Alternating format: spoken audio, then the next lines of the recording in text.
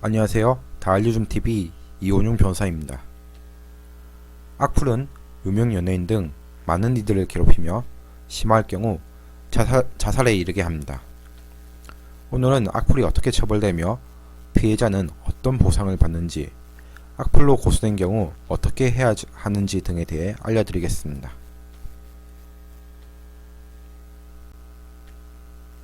악플은 모욕죄에 해당합니다.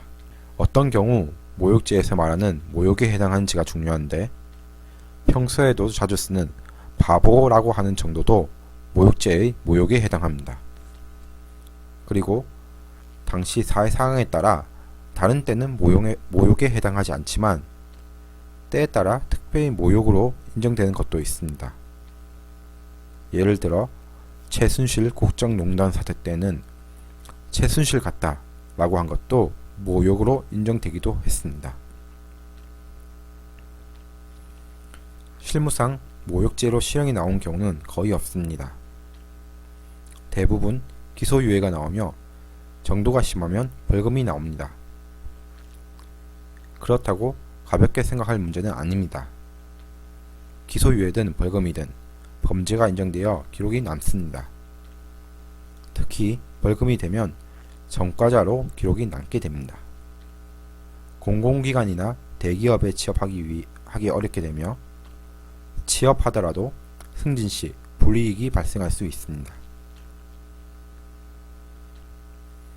모욕죄가 인정되면 민사 위자료를 청구할 수 있습니다.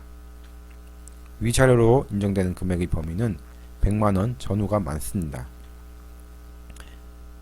이는 구체적인 모욕의 정도, 반성의 정도 등을 감안하여 정해지는데, 모욕의 정도가 심하면 당연히 위자료 금액도 많이 인정됩니다.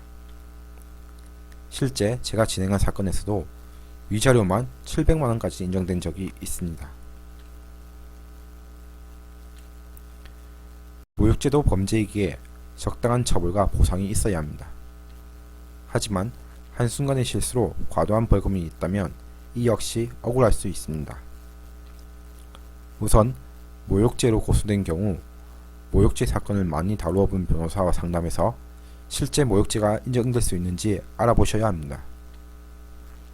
모욕죄가 인정되는 경우라면 무작정 무죄를 주장하기보다는 기소유예가 나올 수 있도록 반성하는 모습을 보여야 합니다. 그렇지 않으면 오히려 반성조차 안 한다는 이유로 벌금 이상이 나올 수 있습니다. 보통 형사 고소가 먼저 진행되고 난 후 민사 위자료 청구가 있습니다. 이때 형사 결과에 따라 차이가 있는데, 무혐의 처분이 나오면 무혐의 나온 사실을, 기소유예는 기소유예에 나온 사실과 실수에 대해 죄송하게 생각한다는 반성을 표시하는 것이 좋습니다.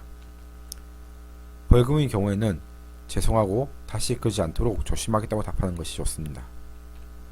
벌금이 나왔다는 것 자체로 모욕죄가 인정되고 그 정도도 심한 편이라고 인정된 것이기에 어설프게 억울하다고 말하기보다는 반성하는 모습을 보여 위자료를 적게 만드는 것이 좋습니다. 실제 재판에서 벌금이 나온 분들은 이미 벌금을 냈으니 또다시 위자료를 주면 억울하다는 주장을 가장 많이 하는데, 벌금과 민사 위자료는 별개이기에 벌금이 나왔다고 위자료를 주지 않아도 되는 것은 아닙니다. 오히려 벌금이 나왔다는 것은 그만큼 모욕의 정도가 높다는 것이기에 억울하다고 주장하면 반성하지 않는 모습으로 보여 더 많은 위자료가 나올 수 있습니다.